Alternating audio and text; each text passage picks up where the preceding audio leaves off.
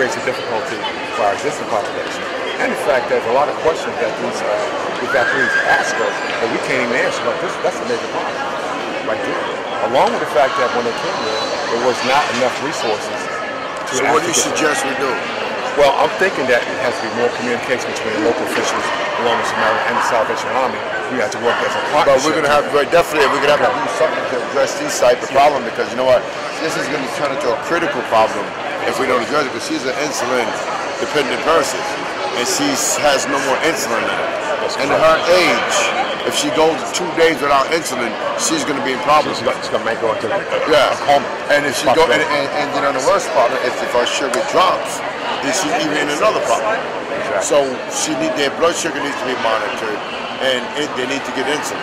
And see, another issue here is that we have a medical facility on site, but we're not contracted to service them. We only contract to service. That's why there has to be why I'm saying something done quicker. Yeah. And perhaps you can be as a liaison. Yeah, we're gonna see if we get a hold of the mayor's office. Have a serious situation here. You might be able to. I think we have the general situation, and the general situation is that many people have run out of their medications or left out of their homes, and I'm giving them refills. However, if the month is not up, according to the pharmacy, they won't be filled. The pharmacies will refuse to fill them. She's a diabetic patient. Okay, this is a different problem. Then we have a lady like this who's run out of insulin and whose Medicaid was cut off for one reason or another. So she can't afford to buy it with a prescription if I give her a prescription. And then we have people who... So let me do, we have lawyers here right now. Yeah. They should be hearing this. So where are they? Can we get those? Could you come here? There ought to be some kind of general proclamation. New York City. New York City. Are you getting this? Yeah. They're absolutely right. This is a serious thing. Have simply the fact that many of these people haven't had access to any doctor between 2 days to a week. Because since everybody has been here, there's been no medical team here to assist, even when it comes to the children, to check the children. You have a lot of people here with medical conditions that's getting no treatment. Well, let's do this. We're going to work, we'll work with the assembly. We're going to call this in the shelter, and you have the address, get all the information. In the meantime, we have some lawyers here who maybe can help with some of these issues. My concern is we here because we lived in Far Rockaway. We had to evacuate. They stuck us in this armory. We in here arguing with the women that live in here. They don't want us in here. We need help, and we need help fast, and we want to get the hell out of here. Our kids need to get out of here. We in here with our kids living cot to cot, cot to cot. There's always arguing in here. There's no peace in here. We cannot rest in here. There's nothing being done in here. We need help. My name is Stephanie Combs, and I'm here at the Salvation Army, and we have the FEMA shelter here, and we have the Salvation Army shelter, which has been separated. They brought pets in here, and we have to have our families sit down and eat. Of course, we're smelling dog feces and the dogs. If you can turn the camera out, you can see the pets in here, and that's our dining space. You know, and it's unhealthy. We got new babies in here. We got people in here, all walks of life. You know what I'm saying? That it's homeless, and we understand that. But they should put the dogs someplace else. It's unhealthy for us. I'm an asthmatic, and we have other asthmatics in here as well. And we have to breathe the dog down and stuff like that. I understand that the pets need a home too, but this is not the place for them. You know what I'm saying? They're not doing anything to help us. I came into the shelter with just 2 pants and 2 shirts, and all they gave me was 2 blankets and 2 sheets. You know what I'm saying? I'm homeless just like everybody else. You know what I'm saying? I understand that they're going through their tragedies, but we were homeless first also. They made us inconvenienced. They got 1 bathroom for a whole floor to share with all of us women. We share 1 bathroom and 2 showers. You know what I'm saying? We got handicapped people that can't go up and down the stairs. We have to constantly call for our case managers to come down. I didn't get to see a case manager for a whole week since I've been here. You know what I'm saying? Something got to be done. Everybody needs a home. It's just not the FEMA that need homes. We were here first too. You know what I'm saying? They took our laundromats away. We can't even wash our clothes. You know what I'm saying? So what's going to be done to us? What's going to happen with us? You know what I'm saying? Everything, they're bringing donations in, but we're not receiving any donations. We're not receiving any help. You know, they moved my girlfriend now. She's in a wheelchair. Right there. She has 1 leg. They sent her to a shelter that wasn't even wheelchair accessible. They had to bring her right back, and her bed was taken. You know, we had to go to the administrator to get her bed back.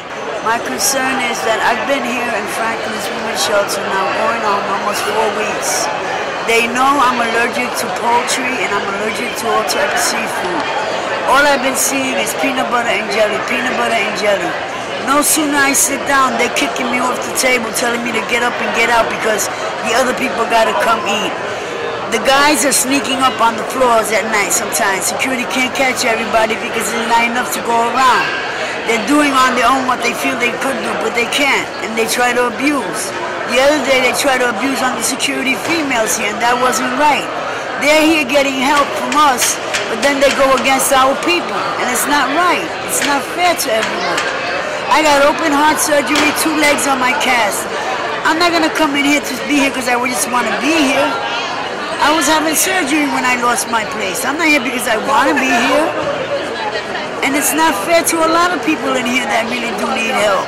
Half of these people don't even need help. There's a guy right now trying to get in with his family. He got a brand new carport standing up in front of the store, in front of the shelter, playing games. I told him, get outside. You can't come in here and just play games. This isn't a game. These are lives you're playing with.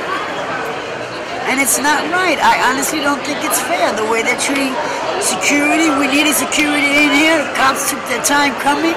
Lord knows what could have happened in here that night when everything jumped off. Hello, this is it's Richard McCormick from Breezy Point, Susan Klingen. We've been bused from Queens College for 2 days, then to York College for 5 days. Now, in the middle of the nor'easter, middle of the night, they told us 1 hour they have to get on the bus, and they bused us now to a horrible shelter in the Bronx. We're now 90 miles away from home and can't get to unemployment, can't get any help. They told us we are not on DHS. We own the home. Breezy Point is not there anymore. People know. It is like a They've war seen zone. it. It's a war zone.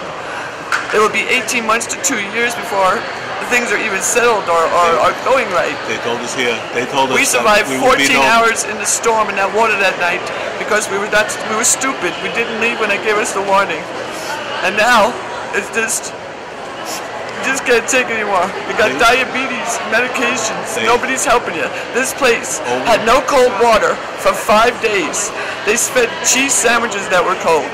The bathrooms were used by men and women at the same time. We were mistreated. We were told we weren't clients, and now we hear that we were being shipped out to DHS housing. We're not housing. He worked for Breezy Point for 36 years. 36 years. He lost his home, our car, and his job. They told us here. They told us at York College we will not be here for more than 2 days. We've been here for what, and FEMA, 5 days. All FEMA did was come in and give you an ID number, tell you to call up for hotels. You've been approved for hotels, and then you extend it. You've been approved for apartments for 2 months. They'll extend it. It's just a number. We called 65 hotels. Sorry. No vacancies, 30, 60, 90 days. The closest place we could ship you to is Philadelphia. We need to take care of our affairs here. There's no paperwork, there's no nothing. We got out with the clothes on our back. Please, somebody help us. It's the McCormicks from Breezy Point. I'm just here joining in with the community, other elected officials. We have Borough President Scott Stringer of Manhattan. We're joined by U.S. Congressman Jose Serrano in feeding our community, the actually misplaced family from Far Rockaway here at the Women's Shelter. We have 300 families, women, men, children, that's in need of several things. We have been joined by the Bronx Pakistani community, who was generous enough to join with the Turkish Cultural Center and the Peace Islands Institute in providing hot meals. As you can see, we're going to serve here. Well-prepared, good nutritional meals to feed them a good hot meal. And they've also brought in toiletry items, toothpaste, hot brushes, toothpaste, covers, and all to help these people, Similac, baby food, etc. And we have a lot of medical issues here that we're trying to get addressed. We have diabetic patients who ran out of insulin, who can't get their prescriptions refilled, but we're trying our best to work with the hospitals and trying to assist these people that they don't go into a coma or that they don't have any complications. So I'm also joined by the Consul General of Pakistan here with me, and I just want to have Borough President Scott Stringer say a few words. Well, the first thing I want to thank the Assemblyman Stevenson, who once again is showing leadership beyond his district, helping people in the Rockaways and around the city. It's an honor to be here with Congressman Serrano and all of you, especially from the Turkish Cultural Center, as well as folks from the Pakistani community in all of our different neighborhoods. Part of what we have to recognize is we're not divided by boroughs, we're one city. And when one part of our city's in trouble, we all have to pool our resources to make a difference. And that's why I'm here in the Bronx, working closely with Borough President Diaz, working closely with Congressmember Serrano, and Assemblymember Stevenson recognizes that we all are in this together.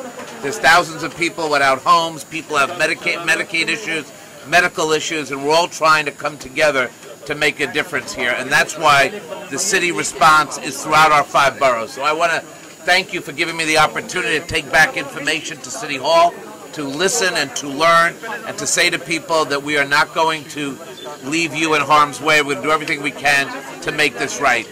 Congressman Serrano? Thank you, Borough President. I also want to join you in thanking Assemblyman Eric Stevenson, my brother, for bringing us together on this day. You know, when our city hurts, we come together, and people from throughout the country have come to help us, and we will continue to do what we need to recover from this. We're a strong city, we will recover. But today, I'm especially impressed and thankful to the Pakistani and the Turkish community for coming together in such a positive way to help our community. The statement that you make here today is a statement that we shall never forget, because what you're saying is that regardless of where we come from originally or where we come from recently, we are one city, one people, one country. And so when we help a fellow American, a fellow New Yorker, we're helping our own families. And so today it's Rockaway and Coney Island and other parts of the city. Tomorrow it could be another part. And so the same way people came around at different other times, we've come together now. But once again, to your both of your communities, thank you so much for your interest and above all, your love. Thank you so much. Good job. And we also have joined by the Council General here of Pakistan. Thank you very much. I have come here to express my support for the American community who has suffered on account of Hurricane Sandy. I'm so happy that the Pakistani community has come forward to help their brethren Americans and Pakistani Americans who have suffered on this account. And they have come up in a big way to support those who have suffered losses and damages of their properties, and I will encourage them that when they start their rehabilitation, it's important to continue with this spirit and to continue with this support, and they should facilitate their rehabilitation into their homes and houses. They can provide donations for say bed sheets, for blankets, for food items, and for mattresses, etc. I will urge my community, Pakistani American community in particular, to continue their philanthropy and to continue their humanitarian work. And I'm so glad that they are bringing up the name of Pakistan, and they are doing a wonderful job for America and for Pakistan. Thank you very much. Everybody, before we start the phone, the imams come here. You just want to say a quick prayer for everybody to bless the food that everybody makes. Eat in peace. I ask Almighty God, in this time of our need, in time of need of humanity, for the sake of His beloved messenger, that He help us through this time of hardship. I ask that all the brothers who have come today and the sisters who have come today, who have been put through this call of nature, I ask Allah Almighty to help us and help us to be able to help each other as humans to follow through and to work through this together and give each other the help that we need to build relations. And I ask Almighty Allah to give us the opportunity to break down the bridges and come together in the name of humanity, in the name of one another, in the name of brotherhood, to help each other through this hard time. Ameen. Amen. There you go, young lady. Do you want to? My name is Abid Muttaqim. My organization BAYA, that is called Bangladesh American Youth Association. We located all over to America, mostly New Jersey, New York, Michigan, because we have, we work in some other country like Canada. Mostly our organization work on youth organization. We do community service, mentorship, working if anybody needs help, any reason, anyhow, we stop by and we help them out anyway. This event, which was put together by Eric Stevenson, is an opportunity not only to bring a hot meal to people that are displaced from their homes, but also to hear what their concerns are. And we've learned a lot today that in the next couple of days we'll be working with in my office situations that affect folks about their medication, about the rent they pay or do not pay for an apartment they haven't lived in. And so again, it's a combination of bringing a hot meal, but at the same time spending time with them, telling them that we haven't forgotten them, that we will do whatever we can to make things better and to, at the end of the day, fix everything the way it was before.